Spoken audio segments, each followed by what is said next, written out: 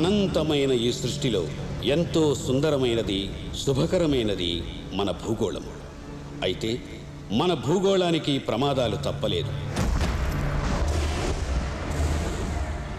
యుగాలకి పూర్వం రాక్షసులు చేసే అకృత్యాలకి భూమాత తల్లడిల్లిపోయింది.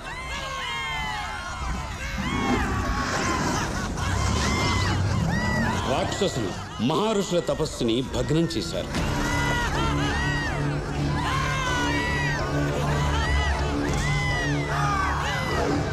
ఆశ్రమాలను తగులబెట్టారు.